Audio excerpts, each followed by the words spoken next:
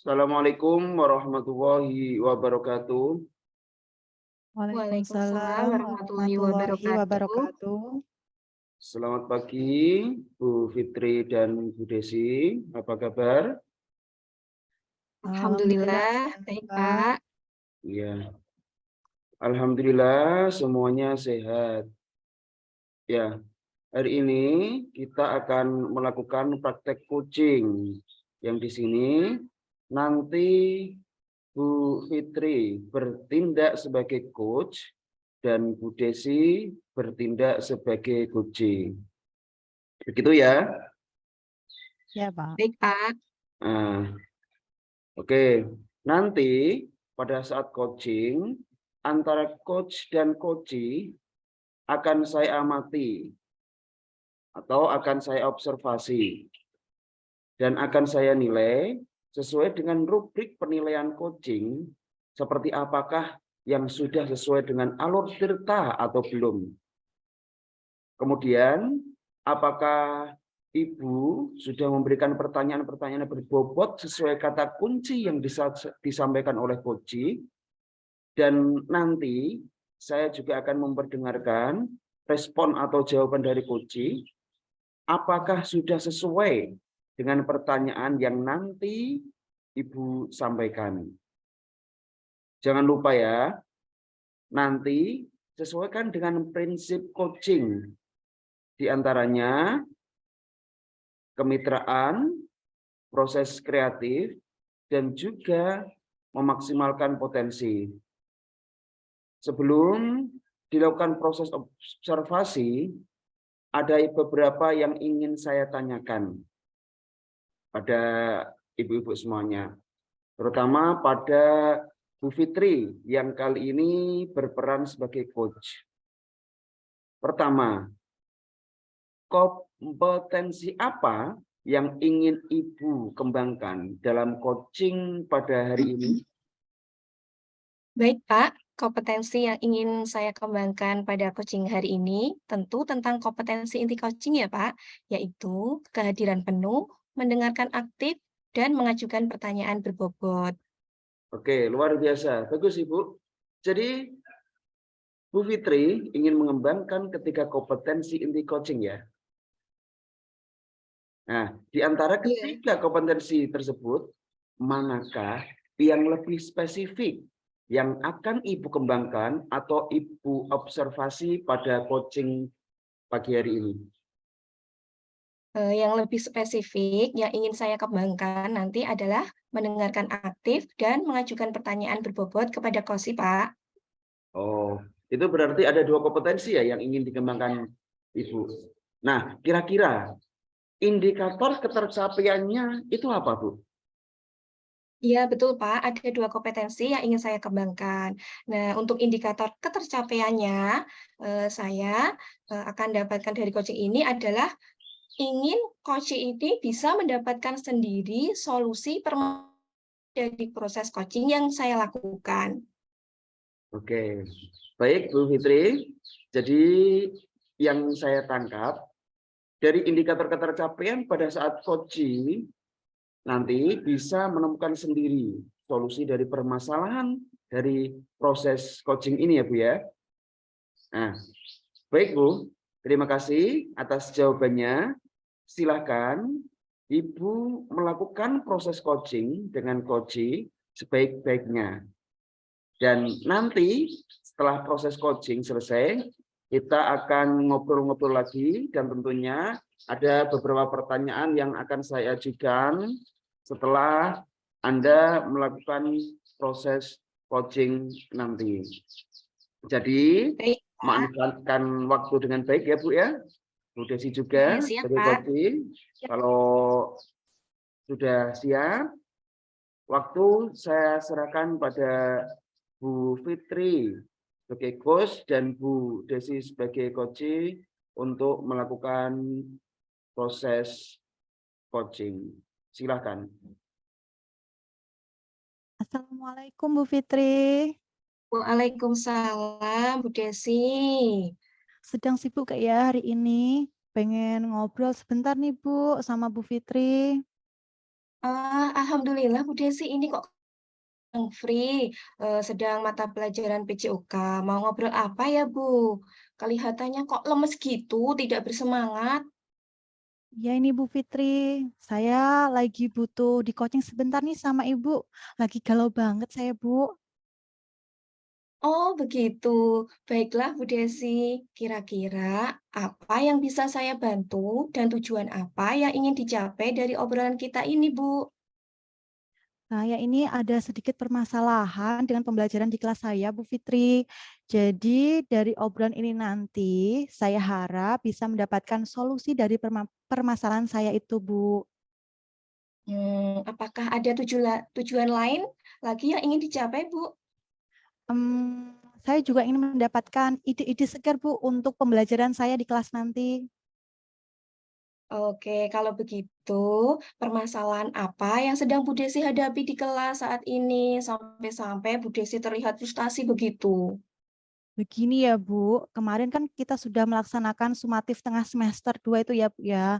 Nah, pada mata pelajaran matematika setelah saya koreksi, ternyata murid di kelas saya itu, di kelas 4 hampir 80%, 80% itu nilainya di luar harapan saya, di bawah KKM gitu Bu. Padahal kan saya sudah berusaha semaksimal mungkin dalam pembelajaran, sudah menyampaikan materi, sudah menerapkan media yang menurut saya kayaknya juga sudah bagus, tapi ternyata kok banyak siswa yang masih belum bisa mengerjakan dengan baik, masih belum paham cara-cara untuk menyelesaikan soal, Bu. Oh, jadi ini muridnya Bu Desi untuk nilai matematika banyak yang di bawah KKM gitu ya, Bu? Malah hampir 80% ya, Bu, nilainya di bawah KKM.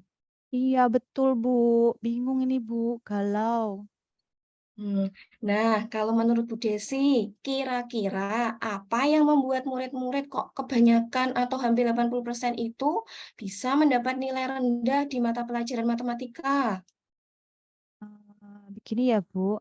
Untuk materi matematika kelas 4 di semester 2 ini kan banyak materi perkalian, Bu, dan juga pembagian. Dan murid saya itu rata-rata belum hafal perkalian, Bu. Padahal kan perkalian itu dasar yang harus mereka punyai karena untuk mengerjakan pembagian tentunya mereka harus hafal perkalian dulu ya, Bu, ya. Makanya untuk mengerjakan soal pun mereka jadi kesulitan untuk Romawi 1 atau Romawi 2 dan 3 baik pilihan ganda atau isian itu kan banyak perkaliannya, Bu. Dari soal ceritanya tuh mereka bingung, Bu, seperti itu. Padahal sepertinya tuh saat pembelajaran tuh kayaknya saya sudah maksimal gitu, Bu, memberikan cara-caranya, memberikan materinya agar anak-anak tuh. Jadi rata-rata murid kelas 4 untuk hafalan perkalian masih kesulitan ya, Bu. Terus kira-kira menurut Bu Desi, apa yang membuat murid-murid itu merasa kesulitan menghafal perkalian?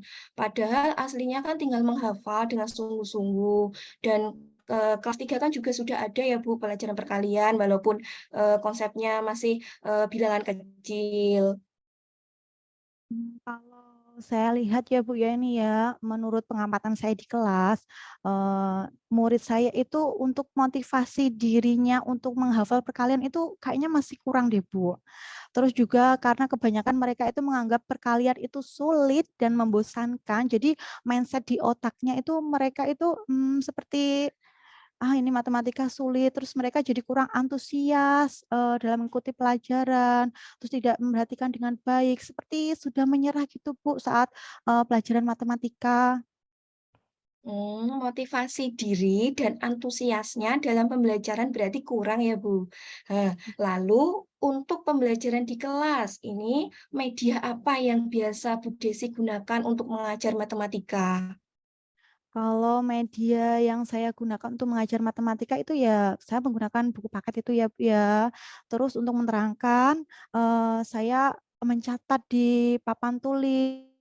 Juga untuk perkalian saya berusaha itu, gunakan TTS perkalian gitu, Bu, tapi TTS-nya di lembaran kertas. Jadi anak-anak nanti mengisi TTS di lembaran kertas, seperti itu, Bu Fitri. Selain menggunakan media, Bu Desi, kira-kira menurut Bu Desi, media apa yang sekiranya nanti bisa menarik minat murid? atau bisa membuat murid menjadi lebih antusias mengikuti pelajaran matematika. Jadi kan bisa mengubah mindset murid yang menganggap matematika itu sulit dan membosankan ya Bu ya. Nah ini nanti menjadi mudah dan menyenangkan bagi mereka.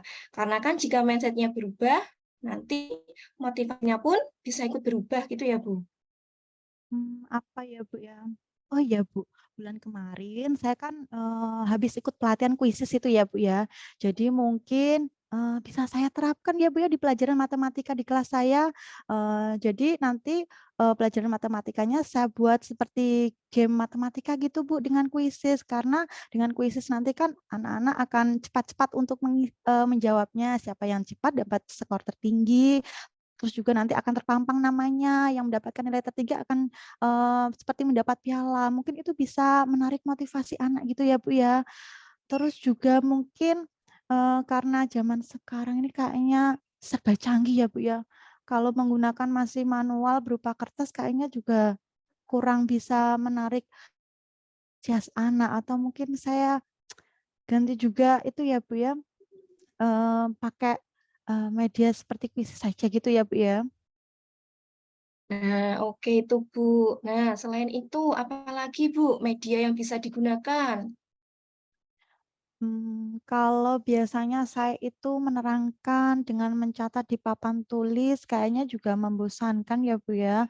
Selain menggunakan kuisis, mungkin untuk materi matematikanya bisa saya tampilkan dalam bentuk PPT ya, Bu, ya.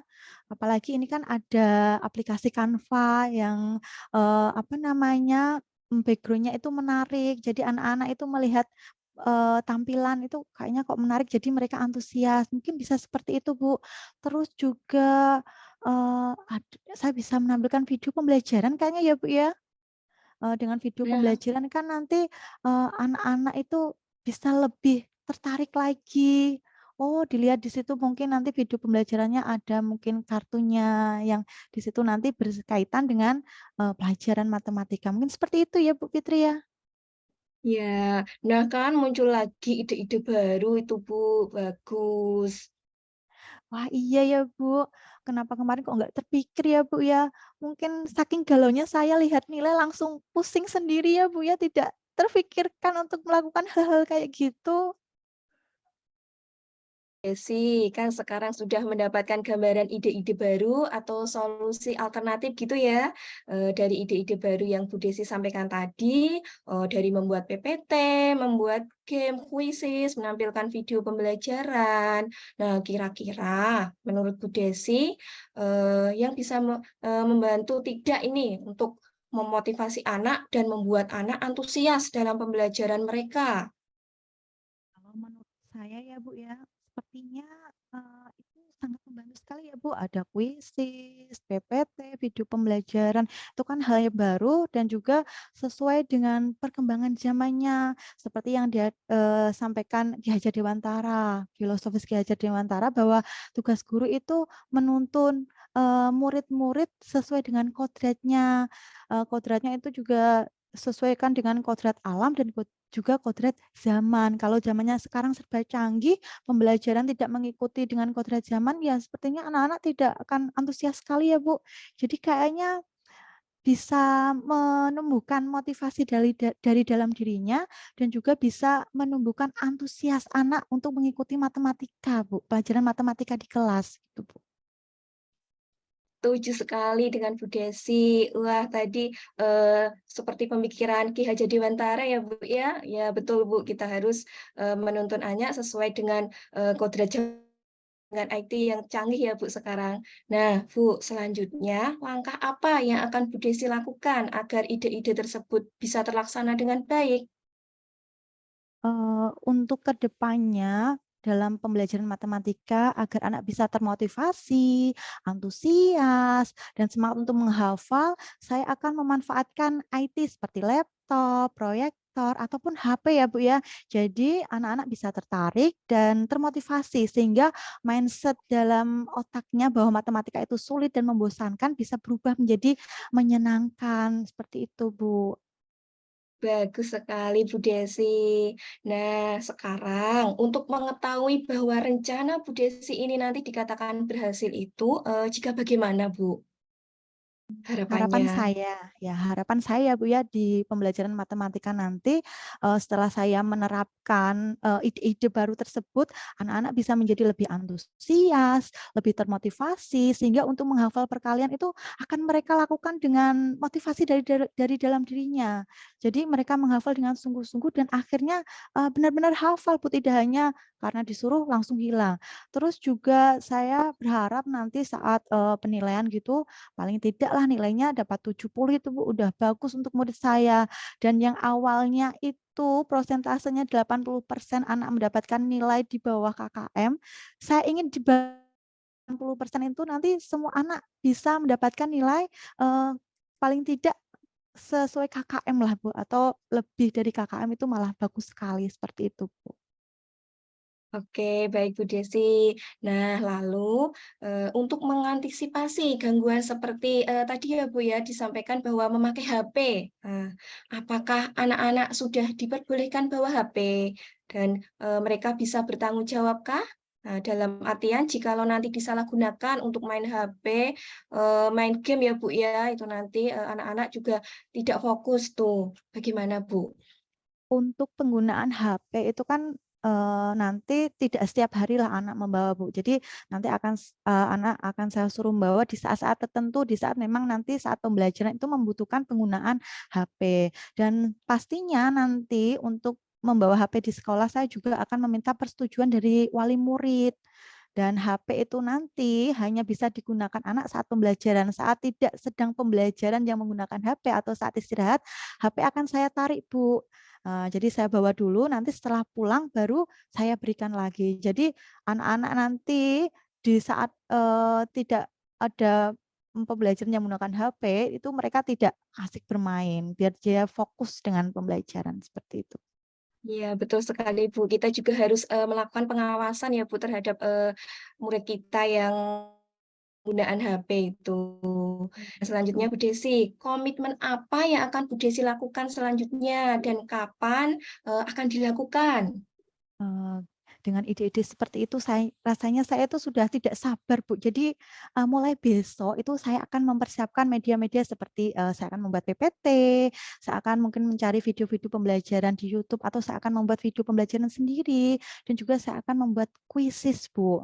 Jadi nanti, mungkin, untuk matematikanya, untuk perkaliannya saya buat dengan metode kuisis seperti itu, Bu. Jadi sesegera Wah, mungkin gitu, Bu.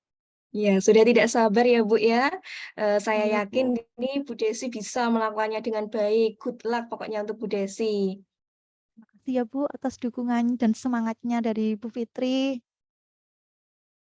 Lalu bagaimana, Bu, perasaan Bu Desi sekarang? Alhamdulillah Bu, sekarang sudah tidak galau lagi, sudah ada pencerahan, sudah ada ide-ide baru yang muncul untuk mengatasi solusi saya tadi Bu. Alhamdulillah, saya ikut senang juga Bu Desi bisa menyelesaikan permasalahan sendiri di sini ya. Bu Desi juga memunculkan ide-ide yang akan digunakan untuk mengatasi masalahnya tadi. Juga terima kasih sekali ya Bu sama Bu Fitri sudah meluangkan waktunya dan bisa membantu saya untuk menemukan solusi-solusi dari permasalahan saya ini. Iya, sama-sama Bu Desi. Tetap semangat ya. Semangat Bu, terima kasih ya. Saya pamit dulu ya Bu. Baik Bu Desi, sampai jumpa minggu depan lagi ya Bu ya. Iya Bu, nanti saya ceritakan lagi kelanjutannya bagaimana nanti pembelajaran di kelas. Oke, siap. Ya, sudah Bu Desi dan Bu Fitri. Sudah Pak. Sudah Pak? Iya, baiklah. Coaching yang luar biasa untuk Bu Fitri sebagai coach dan Bu Desi sebagai coach pada hari ini. Ya, saya tadi sudah bilang bahwa setelah ibu-ibu melakukan coaching, saya akan memberikan pertanyaan sesuai dengan hasil yang sudah saya observasi, yang sudah saya amati. Sebelumnya saya ingin tanya dulu, gimana tadi? Kira-kira berjalan dengan lancar enggak tadi coachingnya? Alhamdulillah berjalan dengan baik dan lancar Pak. Ya, alhamdulillah sudah lega ya. setelah melakukan Ada. observasi bersama dengan Koji tadi, kira-kira ada sedikit pertanyaan yang ingin saya tanyakan kepada Ibu. Boleh Baik, tanya Pak. ya? Ya, Ya, boleh, Pak. untuk Silakan. pertanyaan pertama, apa saja yang sudah didapatkan pada saat coaching tadi terkait indikator ketercapaian yang diinginkan? Baik, Pak. Selama coaching tadi, saya sudah berusaha melaksanakan sesuai alur tirta ya, Pak ya, yaitu dengan menanyakan tujuan, identifikasi, rencana aksi, dan tanggung jawab. Saya juga menggali kompetensi dari coach tersebut untuk menemukan solusi dari permasalahannya. Ya, baik Bu Fitri. Sudah berhasil Bu ya melaksanakan coaching sesuai alur tirta. Tadi sudah saya amati bahwa alur tirta semuanya alhamdulillah sudah muncul, mulai dari tujuan, identifikasi, kemudian aksi nyata dan juga tanggung jawab. Saya amati semuanya sudah muncul dan sudah tersusun secara runtut sesuai dengan yang sudah ada ya. Berarti Bu Fitri sudah berhasil menyampaikan sesuai alur tirta, yaitu sudah menanyakan tadi tujuan pada coaching, kemudian mengidentifikasi permasalahan yang ada pada coaching. Bu Fitri juga sudah mengarahkan coaching untuk mencari rencana aksi atau tindakan yang harus dilakukan.